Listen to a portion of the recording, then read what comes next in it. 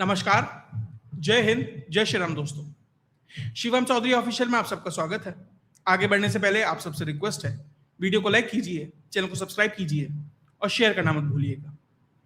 कल शाम मैंने एक वीडियो की थी कि किस तरीके से राहुल गांधी और अखिलेश यादव के इस आंदोलन में कूदते ही ये आंदोलन छात्र आंदोलन से एक राजनीतिक आंदोलन की तरफ मुड़ता दिखाई दे रहा है और ये सरकार के लिए एक राहत की सांस है, क्योंकि पहले सरकार के कंधे पर जो नैतिकता का बैगेज था कि भैया छात्र हैं, पीछे कोई हो, मुखौटा छात्र थे, चेहरा छात्र थे, कि भैया उनके ऊपर हम कुछ नहीं कर सकते। लेकिन जब ये पॉलिटिकल बन जाता है तो ये आपने कल देखा कि छात्रों को पुलिस नहीं उठा रही थी, लेकिन राहुल गांधी अखिलेश यादव दोनों को टांग कर ले गई। लेकिन जैसे जैसे ये आंदोलन आगे बढ़ रहा है, जैसे परजीवी होते हैं ना माइक्रोस्कोपिक लेवल के, वो समय के और मौसम के इस हिसाब से अपने आप को अडेप्ट करने का प्रयास करते हैं, ये सीजेपी वाले भी, छात्र नहीं सीजेपी वाले भी अपने आप को धीरे धीरे अडेप्ट करने का प्रयास कर रहे हैं। साथ ही बात करूंगा कि किस तरीके से अब इस पूरे आंदोलन में गुरपतवंत सिंह पन्नू की एंट्री हो गई है।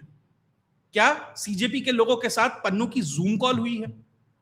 एक वीडियो आई है, वो भी आपके सामने लेके आऊंगा। साथ ही सीजेपी के एक नहीं, दो नहीं, क्या 3 विकेट गिर गए हैं। जो प्रमुख चेहरा है सीजेपी का, जैसे मैंने पहले क्लेम किया था कि जो ओरिजिनल चेहरे हैं उन्हें साइडलाइन कर दिया जाएगा और कोई और आकर इस स्पेस को कैप्चर करेगा, वो होता दिखाई दे रहा है। बहुत सारी प्रेडिक्शंस है जो सही होती दिखाई दी। आगे और क्या हो सकता है, संभावना क्या है, उस पर भी चर्चा करूंगा और बहुत सारी ऐसी फैक्ट चेक करूंगा जो बहुत जरूरी है, क्योंकि जिस तरीके से मिस इन्फॉर्मेशन फैल रहा है उसे फैक्ट चेक करना भी बहुत जरूरी है। सबसे पहली बात, एक ट्वीट दिखाता हूं अपना। ट्वीट है 2022 का, 10 मार्च 2022। तब ट्वीट किया था कि ये सरकार के खिलाफ विपक्ष की एक पंचवर्षीय योजना जैसा है, हर साल एक नया प्रोजेक्ट लॉन्च करना है। पहले दलित आंदोलन हुआ SC/ST एक्ट के नाम पर, फिर CA का आंदोलन हुआ, फिर किसान आंदोलन हुआ और तभी कहा था अब छात्र और युवाओं का आंदोलन होगा। बीच में कोरोना आ गया, ऑपरेशन सिंदूर आ गया, बहुत सारी चीजें हो गई तो समय नहीं मिला, लेकिन सही समय पर एक विषय को पकड़ा और ये कार्यक्रम लॉन्च कर दिया गया और वही हो रहा है। और अब देखिए, लोग सवाल पूछते हैं कि सरकार के खिलाफ ये आंदोलन कब तक चलेंगे? जब तक ये सरकार है। अब मोदी जी 10 साल हैं, 20 साल हैं, 50 साल हैं, भारतीय जनता पार्टी की सरकार तब तक है। आप तैयार रहिए, ये लगातार लगातार लगातार ये हिट जॉब होते रहेंगे। ब्लीड विथ 1000 कट्स वाली जो बात है, क्योंकि अगर आप स्टारलिंक को अलाउ नहीं करेंगे, FCRA का कानून लाएंगे और बहुत सारी चीजें नहीं करेंगे, नूर खान बेस पर अटैक करेंगे, तो भैया आपके साथ यही होगा। और 1000 कट्स में एक और कट है, डोनाल्ड ट्रंप कूद गया है इसमें। कैसे? डोनाल्ड ट्रंप ने कल ट्वीट किया, अमेरिका में सबसे ज्यादा जेनरिक ड्रग्स भेजने वाला अगर कोई देश है तो भारत है। भारत से जाती हैं सारी की सारी ड्रग्स वहां पर, यानी दवाइयां। डोनाल्ड ट्रंप ने यह कहा है कि भैया 2 साल तक तो 0 टैरिफ रहेगा और उसके बाद अगले यानी तीसरे साल से 100%, उससे अगले साल से 200% का टैरिफ ठोक दूंगा। यानी जो तथाकथित जो मतलब एक डीप स्टेट है, जो गहरा राज्य है, उसमें pharma lobby, arms lobby, finance, insurance, ये बड़ी लॉबियां मानी जाती है। ऑयल लॉबी, उनमें एक फार्मा लॉबी है, तो उसके थ्रू भी प्रेशर डाला जा रहा है। इसलिए कह रहा हूं यह निरंतर चलता जाएगा और सीजेपी जैसे जो प्रोजेक्ट है कभी सफल होंगे, कभी असफल होंगे, ये चलते रहेंगे। खैर, इस बीच जो कॉकरोच जनता पार्टी है, जो मैंने एक प्रोडिक्शन किया था कि आपको जो मेन चेहरे हैं वो साइडलाइन हो जाएंगे धीरे धीरे धीरे धीरे और उनकी स्पेस बहुत सहजता के साथ, बहुत आराम से कोई और कैप्चर कर लेगा। सबसे पहले सोनम वांगचुक, वो धीरे से साइडलाइन हो गया। अब सोनम वांगचुक कुछ कहे ना कहे, उससे किसी को कोई फर्क नहीं पड़ता। बाकायदा आज JP नड्डा की मुलाकात हुई सोनम वांगचुक से और जितेंद्र सिंह पहुंचे थे मेदांता हॉस्पिटल में, और उसके बाद सोनम वांगचुक का बयान आया है, तो जो अपनी जो डिमांड्स है उसने थोड़ी सी उन्हें टोन डाउन कर दी है। उसने कहा कि जो फैमिलीज हैं उन्हें एडिक्वेट कंपनसेशन मिलना चाहिए और साथ ही एक मीनिंगफुल डिस्कशन पार्लियामेंट में होना चाहिए on the consideration of the resignation of education minister, यानी विचार किया जाना चाहिए, इस्तीफा होना चाहिए से विचार किया जाना चाहिए। लेकिन सरकार ये समझ ले कि अब सोनम वांगचुक किसी भी इक्वेशन में नहीं है सीजेपी के लिए। वो भले ही रहे, जाए, रहे, कुछ भी हो, अब वो सीजेपी का आंदोलन किसी और ने कैप्चर कर लिया, किसी और के हाथ में चला गया है। तो अब सरकार को अपनी जो कैलिब्रेशन है, जो अपनी रणनीति है, उसे अलग तरीके से अब इंप्लीमेंट करना पड़ेगा। सोनम वांगचुक कहीं नहीं है अब। आप ठीक है, आप ये लेटर जारी करवा दीजिए, या अपने मन से कर रहा है, जैसे भी हो रहा है, अब फर्क नहीं पड़ता। दूसरा विकेट गिरा वो छमिया, विजेता दहिया, उसको साइड लाइन कर दिया धीरे से, यूजफुल इडियट की तरह इस्तेमाल करा, साइड कर दिया। देखिए, मैं यहां किसी कास्ट सुप्रीमेसी की बात नहीं कर रहा, लेकिन भैया कम से कम जाट इतने ऐसे तो नहीं होते, कम से कम इतने इंफीरियर तो नहीं होते। विजेता दहिया को देखकर ऑन लाइटर नोट थोड़ा सा दुख उस चीज का ज्यादा हो रहा था। भाई खुद हूं उस कम्युनिटी से, तो कहीं ना कहीं लगता है थोड़ा सा, यार कम से कम ऐसे तो नहीं है। खैर, जो भी है, उसका पत्ता कट गया। अब तीसरा नाम अभिजीत दिपके। भाई साहब भी अब ऐसा लग रहा है कि धीरे धीरे आपको फ्रेम से अलग होते दिखाई देंगे। कभी कभी दिखाई देंगे, कहीं कहीं दिखाई देंगे, लेकिन मीडिया उसे अब वो कवरेज नहीं देगा, या कांग्रेस जनता पार्टी की तरफ से अब उसे वो लाइमलाइट नहीं मिलेगी। आज भी कह दिया गया अभिजीत दिपके कहां है, कि भाई साहब उसे फूड पॉइजनिंग हो गया, वो तो चला गया। कारण वो बेहतर तरीके से जवाब नहीं दे पा रहा, उसका कम्युनिकेशन लेवल बहुत अच्छा नहीं है। जब उससे कोई टफ क्वेश्चन पूछा जाता है, अरे मेरी तो मीटिंग आ गई, अरे आप गोदी मीडिया है, आप मुद्दा मतलब वो एक तरीके से जो कम्युनिकेशन होना चाहिए वो नहीं कर पा रहा। जैसा कभी अन्ना के आंदोलन में अरविंद केजरीवाल बोलता था, कम्युनिकेशन अच्छा है, उस समय था अच्छा, लॉजिकल पॉइंट देता था, लगते थे कम से कम कि लॉजिकल है, लेकिन वो उस तरीके से डिलीवर नहीं कर पा रहा, तो आपको धीरे धीरे वो भी हटता दिखाई देगा। उसकी जगह अगर किसी ने ली है, तो आपको मीडिया से बात करते हुए ज्यादातर आपको कोई दिखाई देगा तो सौरभ दास दिखाई देगा, और जनता से मुखातिब होते हुए मंच से ज्यादातर आपको दिखाई देगा तो आशुतोष रंका, आम आदमी पार्टी का प्रवक्ता रहा है राजस्थान से।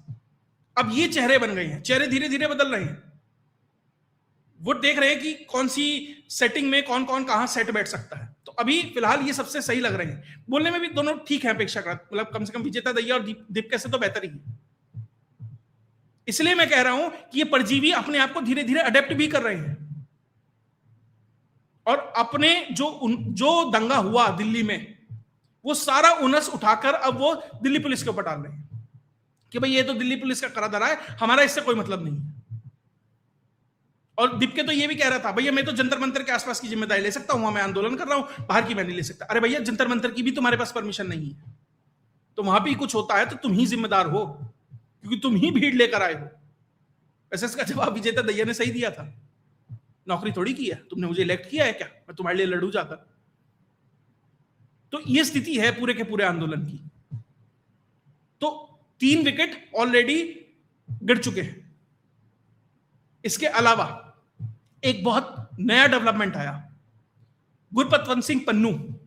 ये वही व्यक्ति है जिसने कभी ये क्लेम किया था कि मैंने अरविंद केजरीवाल को एक गुरुद्वारे में मुलाकात हुई थी, और $16 मिलियन, कितने कुछ मिलियन डॉलर जो हमने अरविंद केजरीवाल को दिए थे। और आम आदमी पार्टी के किसी भी आधिकारिक हैंडल से, आधिकारिक व्यक्ति ने कभी इस चीज का ना खंडन किया ना एक्सेप्ट किया, मतलब बाईपास कर दिया, बोला नहीं है कोई। आप ये कह सकते थे ना, नहीं लिया, एक केस फाइल कर देते, भले ही पन्नू के खिलाफ 100 केस है, आप कहते कि भैया हम केस फाइल कर रहे हैं।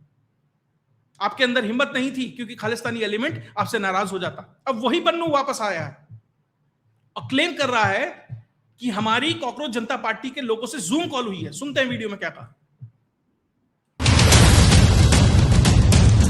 वाहेगुरु जी का खालसा, वाहेगुरु जी की फतेह। आज जूम मीटिंग दे विच सीजेपी मैं जेड़े ऐलान कीते है वो याद रखो। Fall of Delhi and fall of Modi is inevitable. Modi दी हुकूमत दा तख्ता पलटिया जाएगा, पर यह पक्का हल नहीं है। जिवें मैं जूम मीटिंग दे विच दस्सिया सी, the only solution lies in disintegration. देखिए, पहली बात तो चैनल इस बात को कतई एंडोर्स नहीं कर रहा जो ये बात कर रहा है प्रधानमंत्री नरेंद्र मोदी और देश के लिए, क्योंकि इसने कहा तो दिखाने की जिम्मेदारी थी। क्या कहा? जूम मीटिंग में मैंने कहा। तो अब सवाल यह है कि क्या जूम मीटिंग इसकी सीजेपी वालों से हुई थी, उन्हें ये निर्देश दिया कि जब तक मत रुकना जब तक प्रधानमंत्री नरेंद्र मोदी का इस्तीफा ना हो जाए। जूम मीटिंग के लिए जो भी ये जो बात कही है, सीजेपी वाले सामने आए, स्पष्ट करें कि क्या पन्नू क्या साथ बातचीत चल रही है क्या? उसका कारण है क्योंकि जिस तरीके से कल रात भी कनॉट प्लेस पे हंगामा हुआ और उसमें जिस तरीके से पंजाब से आयातित लोग दिखाई दिए, मैं ये नहीं कह रहा पंजाबी उसमें कुछ कर रहे थे, लेकिन जो एलिमेंट वहां दिखाई दिया, क्योंकि बहुत सद के बोलना पड़ता है लोग किस चीज को किस मायने में ले जाएं, वहां निहंग दिखाई दिए, तलवारें लहराई गई। और कब लहराई गई? जब 20 तारीख को प्रोटेस्ट था, 19 तारीख को अरविंद केजरीवाल 20 तारीख को ही पंजाब गया हुआ था। उसने कहा कि मुझे कुछ जरूरी काम था, मैं पंजाब में था और मैं अगले दिन आया हूं, मेरे बच्चे थे उसमें। पहली बात तो चैलेंज है अरविंद केजरीवाल को कि उनके बच्चों की कोई भी फोटो वीडियो कहीं से वो दिखा दें कि वो उस प्रोटेस्ट के अंदर थे। नहीं दिखा पाएंगे, नहीं थे, और हो सकता है संभवतः देश में ही ना हो, लेकिन कम से कम प्रोटेस्ट में नहीं थे। इतना तो मैं श्योरिटी से कह सकता हूं, इतने दिनों से अरविंद केजरीवाल को देख रहा हूं। तो वहां जो निहंग पहुंचे, जिस तरीके से वहां तलवारें लहराई गई, क्या अब उस भीड़ में उन लोगों को इंजेक्ट किया जा रहा है? क्योंकि बहुत सारी ऐसी वीडियोस आ रही हैं लगातार जो उस प्रोटेस्ट में शामिल थे। एक तो ये कह रहा है कि भैया मैं खुद प्रोटेस्ट को लीड कर रहा था, कम से कम 2-2.5 हजार लोगों को, और भीड़ अराजक हो रही थी। दो तरह की भीड़ थी, एक छात्र जो सही में आंदोलन कर रहे थे, एक वो अराजक भीड़ जो इसको आग लगाने आई थी। तो ये जिस तरीके से आंदोलन पूरा चल रहा है, निश्चित तौर पर बहुत बड़ी प्लानिंग थी इस पूरे के पूरे कार्यक्रम में। उसके अलावा और मिस इंफॉर्मेशन कैसे फैलाई जाती है? ये भाई साहब है श्याम मीरा सिंह, ये क्या क्लेम कर रहे हैं कि पैरामिलिट्री फोर्सेस को एयरलिफ्ट किया जा रहा है कश्मीर से दिल्ली के लिए।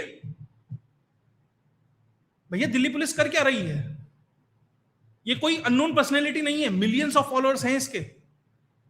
अगर इसके सारे सोशल मीडिया प्लेटफॉर्म मिला लिए जाएं, यूट्यूब पे, ट्विटर पे, अलग अलग जगह कश्मीर से बुलाए जा रहे हैं, बंगाल से बुलाए जा रहे हैं, आईटीबी भी पहुंच गई है, क्लेम कर रहा है। ये ऐसे दिखाने का प्रयास कर रहा है कि जैसे दिल्ली में छात्रों के दमन के लिए पता नहीं फौज उतार दी जा रही है। भैया 15 अगस्त आने वाला है, सिक्योरिटी वैसे ही बढ़ाई जाएगी, उसकी बाकायदा रिहर्सल होती है, बहुत सारी चीजें होती हैं, तो उसके लिए कुछ पुलिस आ रही होगी, फोर्सेस आ रही होंगी, थोड़ा बहुत अलर्ट बढ़ा दिया गया होगा कि प्रोटेस्ट हो रहा है तो कुछ एक्स्ट्रा होगा। लेकिन ऐसे प्रस्तुत किया जा रहा है कि छात्रों को पीटने के लिए सब कोई आ गए, और कम्युनिकेशन सिस्टम दिल्ली पुलिस का, भारतीय जनता पार्टी का हो या फिर सरकार का हो, बिल्कुल ध्वस्त है। आपको घंटे के हिसाब से अब बैठना चाहिए, अपने मंत्रियों को, अधिकारियों को बिठाए, हर घंटे के हिसाब से हर खबर को उठाओ और डिबंक करो। एक खबर और आती है कि पैलेट गन्स चलाए गए हैं। दिल्ली पुलिस कह रही है भैया हमारे पास पैलेट गन्स ही नहीं है, हम पोजेस ही नहीं करते, हमारे पास होती ही नहीं है, अधिकार नहीं है, तो कहां से चले? ध्यान दीजिएगा, यूक्रेन में भी, नेपाल में भी, बांग्लादेश में भी कुछ एंटी सोशल एलिमेंट भीड़ का हिस्सा बन जाते हैं। मैं ये नहीं कह रहा कि इसमें ऐसा हुआ है, लेकिन पुलिस को इसकी जांच करनी चाहिए कि कहीं कोई थर्ड पार्टी तो इसमें एक्ट नहीं कर रही। ये जरूरी है, जांच का विषय है, तभी चीजें सही दिशा में बढ़ती दिखाई देंगी।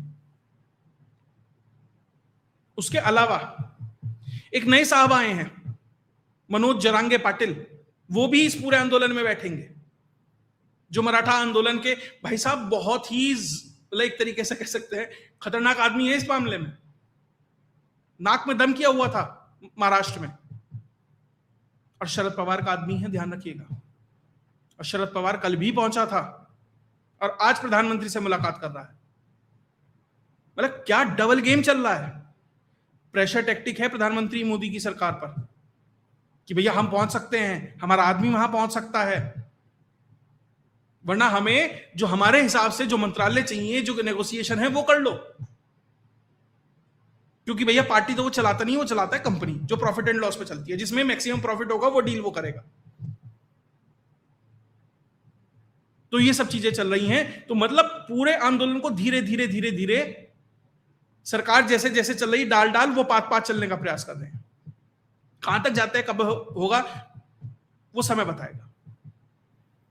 उसके अलावा खाना आ रहा है, लाखों रुपए का रोज खाना आ रहा है, अननोन लोग कर रहे हैं डोनेट, स्विगी जोमेटो से ऑर्डर कर रहे हैं।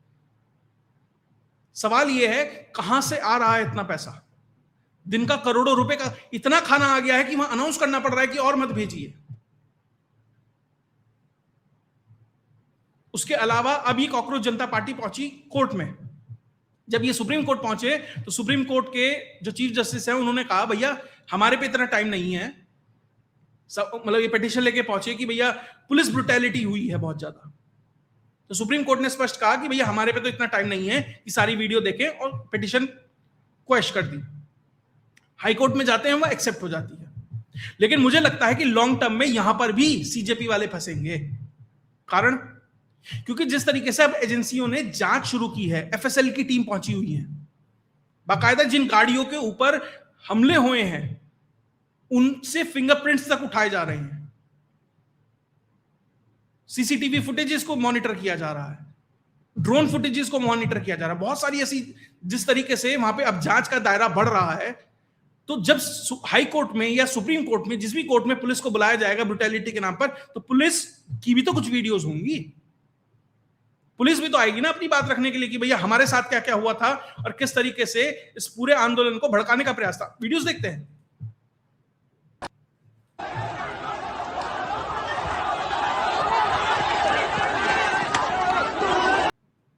आरएएफ के जवान को लगभग लिंच करने का प्रयास था, और ये देखिए ये व्यक्ति को ऐसे प्रोजेक्ट किया जा रहा है कि जैसे इसे पुलिस ने पीटा है, और दरअसल इसने क्या किया और क्यों पीटा ये नहीं दिखाया जा रहा। इंस्टाग्राम पे किस तरीके से वीडियोस वायरल की जा रही हैं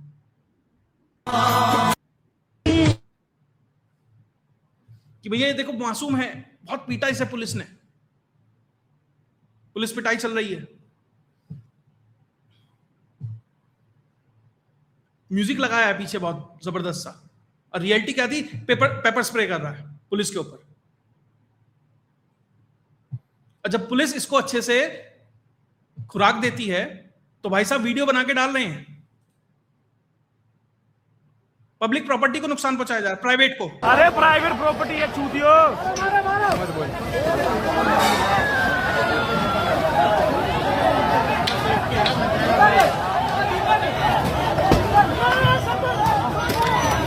ओए आ क्यों कर रहे हैं भाई, फट फुट गया ना। भैया एक बात बताइए, पेट्रोल पंप वाले ने पेपर लीक किया था क्या? उसकी क्या गलती है? लेकिन अराजकता का माहौल है, क्या इसकी जिम्मेदारी सीजेपी लेगी? क्या प्राइवेट प्रॉपर्टी को नुकसान पहुंचा रहे हैं? और इस बीच संसद में हंगामा हुआ। जो राहुल गांधी कल बैठे हुए थे, हंगामा कर रहे थे कि भैया संसद में चर्चा चाहिए, चर्चा चाहिए, सरकार ने कहा चर्चा होगी, एडजमेंट मोशन लाया गया जो सही तरीका है, और चर्चा के लिए जब सरकार तैयार हुई तो खड़गे आके क्या कहते हैं, खड़गे साहब आके कहते हैं अरे पहले रेजिग्नेशन होगा। उन्हें लगा कि सरकार शायद ना करे, सरकार ने कहा नहीं हम तैयार हैं, चर्चा करो, कि नहीं पहले तो रेजिग्नेशन होगा धर्मेंद्र प्रधान का, तब बात करेंगे हम, यानी गोल पोस्ट चेंज कर दो। लेकिन इस बीच में अखिलेश यादव खुद बड़े, देखिए क्रेडिट सबको चाहिए, क्रेडिट सबको चाहिए। कल भी कहा जा रहा है कि जो राहुल गांधी वाला मुद्दा था, इसमें सबसे ज्यादा भीड़ कांग्रेस से ज्यादा अखिलेश लेकर पहुंचे थे, और उनकी तो जो रील काट काट के एक समाजवादियों ने वायरल की है, मतलब वैसे बात करूं तो गाने वाने अच्छे लगा के अच्छी रील काटी हुई थी, अच्छी रील बढ़िया लगाया हुआ था मैसेज, तो मतलब एक भौकाल जमाने की बात थी अखिलेश की। तो अखिलेश क्या कहते हैं संसद में बहुत महत्वपूर्ण है। जब कांग्रेस ये कहती है कि इस्तीफा होगा तब बातचीत होगी, तो उसने अखिलेश जी ने ये कहा, अखिलेश बोले कि भैया इस्तीफे तो होते रहेंगे, पहले चर्चा करो। यानी वो ये नहीं चाहते कि राहुल गांधी का कद बढ़े, क्योंकि अगर यूपी में इलेक्शन होंगे कल को, कांग्रेस अभी तो 100 सीट मांग रही है, कल को 200 मांगने लगेगी, 50-50 का पार्टनर बनने की कोशिश करेगी, कहीं ग्राफ ना बढ़ जाए। ये लड़ाई भी आपस में चल रही है। अब संसद में सरकार इसका कैसे फायदा उठाए, कैसे हो, वो एक अलग चीज है। लेकिन इंफॉर्मेशन मिस इन्फॉर्मेशन के इस दौर में जबरदस्त कुछ चल रहा है। इस बीच सौरभ दास जो प्रवक्ता, उसने एक और चीज कही। उसने ये कहा कि जितने भी पुलिस वाले हमारे ऊपर लाठी चला रहे थे, हम उनको चिन्हित करेंगे, उनका नाम नोट करेंगे, एड्रेस नोट करेंगे, और वो जब पहुंचेंगे तो हम चिन्हित करके उन पर एक्शन लेंगे। या भड़का रहे हैं पब्लिक को कि भैया उन्हें चिन्हित करो, और बाकायदा पुलिस वालों के नाम, एक कोई हनी डागर है, दरोगा जी हैं, दरोगा नहीं है, सिपाही है, उसकी फोटो के साथ उसके घर का एड्रेस शेयर किया जा रहा है। एक महिला कमांडेंट है, उनके बारे में अभद्र टिप्पणियां की जा रही हैं। ठीक है, आपके चोट लगी, मानते हैं, दुख है, सब कुछ है, लेकिन आप एक ऑन ड्यूटी अधिकारी की जानकारियां लीक कर रहे हैं और धमकी दे रहे हैं, ताकि कल को पुलिस वाले आए तो वो कुछ करने से डरें कि भैया कल को तो हमें भी वायरल कर देंगे। तो एक प्रेशर बनाने का ये प्रयास है। और पुलिस वालों को भी किस तरीके से चोट लगी आप इस बात से देखिए। अरविंद केजरीवाल आज गया था, तो जो डीसीपी आनंद मिश्रा है उसने कहा सर आप यहां बैठे रहेंगे तो मैं काम कैसे करूंगा। ध्यान दीजिएगा, डीसीपी के हाथ में चोट लगी है, फ्रैक्चर जैसा लग रहा है, यानी परसों डीजीपी साहब के भी चोट लगी है। डीसीपी जैसा अधिकारी, बड़ा अधिकारी होता, चाहता है ये अपने दफ्तर में बैठ के सब कुछ कर सकता था, लेकिन और ऐसे अधिकारियों को सुरक्षित करने के लिए पुलिस सबसे तत्पर रहती है। आप देखिएगा, एक घटना हुई थी हमारे यहां, भीड़ हंगामा कर रही थी, रास्ता वास्ता रोका हुआ था, एसएसपी आया, किसी को पता नहीं था भैया ये एसएसपी है, उसने कुछ एक शब्द बोल दिया, 15-20 सेकंड लगे होंगे, पूरी सड़क खाली कर दी थी पुलिस ने, क्योंकि अधिकारी का वो बहुत ध्यान रखती है। जब अधिकारी तक पिटा है तो समझिए किस हद तक चीजें वहां एस्केलेट हुई होंगी। तो ये सब चीजें कुल मिला के पूरा का पूरा अभी तक देखिए, पर डे जो भी अपडेट है वो आपके सामने लेके आ रहा हूं कि किस किस तरीके से क्या क्या हुआ। कुछ फैक्ट चेक कर की वीडियोस आती हैं, क्या स्ट्रेटेजी है, जनता कैसे सोच रही है, छात्र क्या करना चाह रहे हैं, नेताजी क्या सोच रहे हैं, सब कुछ आपके सामने लेके आता हूं। लेकिन एक बहुत अच्छी वीडियो, मतलब एक थोड़ा सा ह्यूमरस वीडियो सामने आई, तो वो भी बता दूं कि एक साहब ने वीडियो बनाई, शायद मुस्लिम थे, उन्होंने कहा मुसलमानों ये मोदी से लड़ना छोड़ दो, जिसने पांडे नहीं छोड़ा, यादव नहीं छोड़ा, चौधरी नहीं छोड़ा, राणे नहीं छोड़ा, जरांगे नहीं छोड़ा, हर एक को पीटा है कल मिलकर, जो इसका कोर वोट बैंक है, तो तुम्हें तो क्या करेगा। उसने तो अंग विशेष भी बताया कि वहां पे अगर लट पड़ेगा फिर पुलिस का, तो उसने कहा मुसलमानों तुम तो उम्मीद ही छोड़ दो। मतलब मुझे अच्छा लगा, मैं चला नहीं सकता, उसमें शब्द कुछ ऐसे ही हैं कि भैया जो अपनी वोट बैंक को नहीं छोड़ रहा तो तुम्हें तो क्या छोड़ेगा, तो कम से कम मुसलमानों को तो घर बैठ जाना चाहिए उसके हिसाब से। खैर, बाकी जो भी अपडेट आती रहेगी वो भी आपके साथ लेके आता रहूंगा। कुल मिलाकर अब ट्रंप भी धमकी दे रहा है, सीजेपी के कनेक्शंस भी कुछ कुछ सामने निकल के आ रहे हैं अगर ये वीडियो सत्य हैं, और धीरे धीरे प्रारूप भी बदल रहा है, और आपको यहां से कभी चीजें स्लो होती दिखाई देंगी, कभी फास्ट होती दिखाई देंगी, लेकिन ये चलता रहेगा। हो सकता है बीच में आंदोलन खत्म हो जाए, फिर कुछ और आए, फिर कुछ और आए, ये चलता रहेगा। जब तक सरकार है अब इसे आदत बना लीजिए, ये होता ही रहेगा। या सरकार कॉम्प्रोमाइज कर दे, घुटने टेक दे, एग्रीकल्चर खोल दे अमेरिका के लिए, स्टारलिंक की एंट्री कर दे, एफसीआरए को वापस ले ले, नूर खान बेस पे दोबारा ऑपरेशन सिंधु 2 ना करे, तो फिर इसका ये सॉल्यूशन है। और ये जिम्मेदारी हम सब लोगों की है कि इस समय सरकार के साथ, ठीक है बहुत लोग कहेंगे कि भैया ये राजनीतिक बात है, देश के साथ खड़े रहें, जहां मिस इन्फॉर्मेशन है उसे काउंटर करें, सही प्लेटफॉर्म पर रिपोर्ट करें, और ध्यान रखें, और किसी भी चीज पर रिएक्ट करने से पहले 10 बार सोचें कि दरअसल जो मुझे दिखाया जा रहा है ये क्यों दिखाया जा रहा है। जो मैंने बोला उसका भी आप फैक्ट चेक खुद करें। खैर, अगर आपको ये विश्लेषण अच्छा लगा तो वीडियो को लाइक कीजिए, चैनल को सब्सक्राइब कीजिए और शेयर करना मत भूलिएगा। जय हिंद, जय भारत।